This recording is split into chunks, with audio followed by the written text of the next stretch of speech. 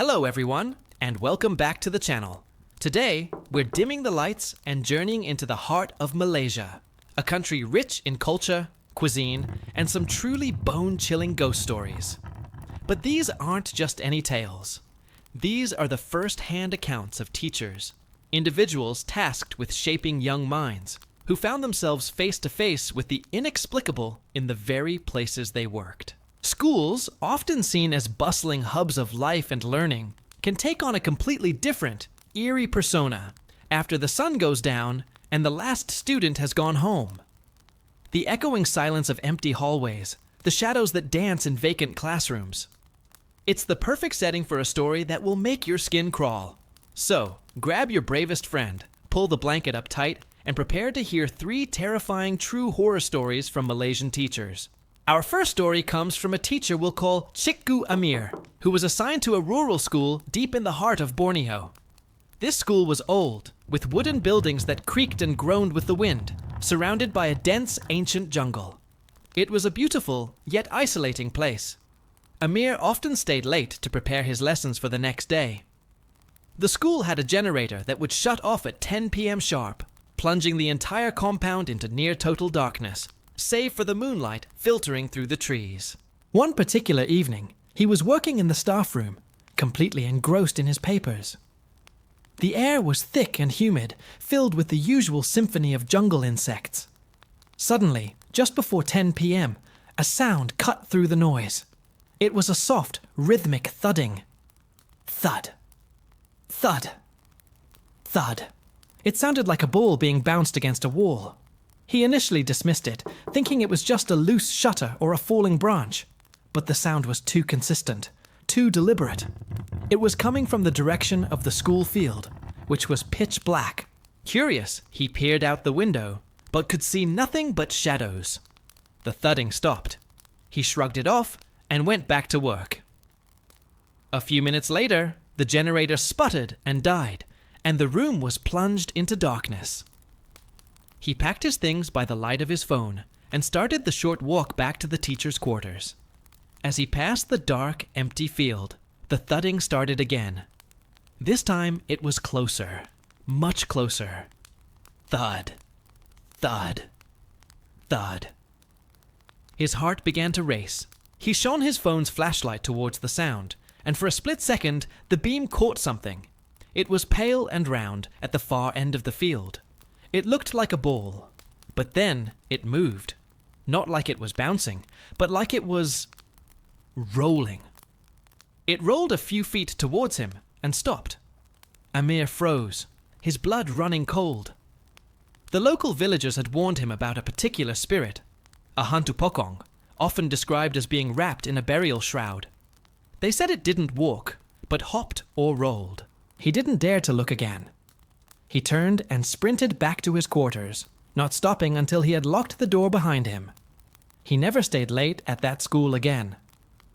Next, we travel to a secondary school in Penang, a bustling island city. This story was shared by Puan Salma, a veteran science teacher who had worked at the school for over 20 years. Her laboratory was on the top floor of the oldest block in the school, a colonial-era building with high ceilings and long, dark corridors. One afternoon, she was staying back to clean and organize the lab equipment. She was the only one left in the entire block. As she was wiping down the beakers, she heard a faint sound from the prep room at the back of the lab. It sounded like a soft, melodic humming. She thought perhaps the new lab assistant had forgotten something and come back. "Hello? Is anyone there?" she called out. The humming stopped. Silence. She walked towards the prep room door, which was slightly ajar. Peeking inside, she saw nothing out of place. The room was empty. Feeling a little unsettled, she decided it was time to pack up and go home. As she gathered her handbag, she glanced towards the front of the lab, towards the rows of student desks. And that's when she saw her. Sitting at a desk in the very back row was the figure of a young girl, her back to Salma.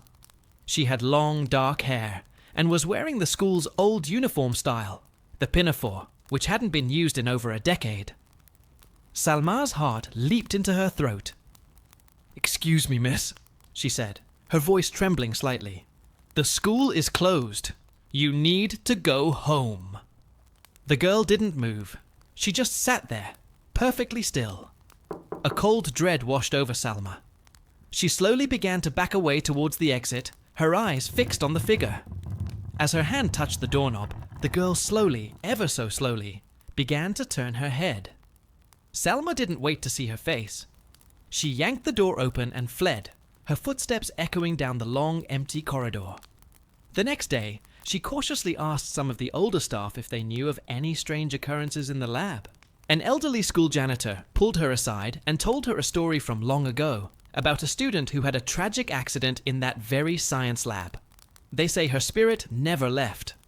Our final story for tonight comes from Cikgu Faiz, a young teacher who had his first posting at a school on the east coast of Malaysia, near a quiet fishing village. The school was right next to an old, sprawling cemetery, separated only by a low fence. During the day, it was just a fact of life, but at night, the proximity felt different. Faiz was the advisor for the school's camping club. One weekend, they held a camp on the school grounds.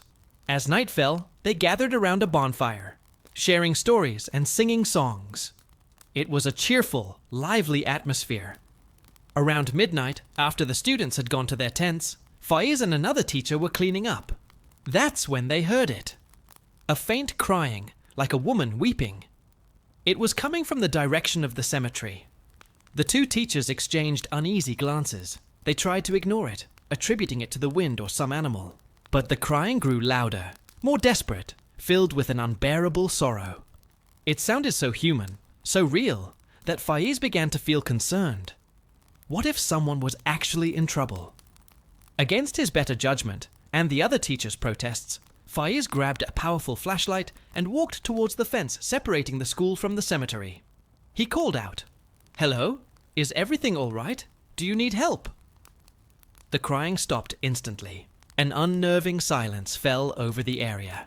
He swept his flashlight beam across the nearest rows of weathered tombstones. Nothing. Just shadows and the gnarled branches of old trees. He was about to turn back when he saw it. Perched atop a distant tombstone was a figure. It was a woman with long, disheveled hair that covered her face, and she was wearing a long white dress. She was completely still, just watching him. The air grew cold, and the hairs on the back of his neck stood up. This was the Pontianak, a spirit from local folklore he'd heard about his whole life but never believed in.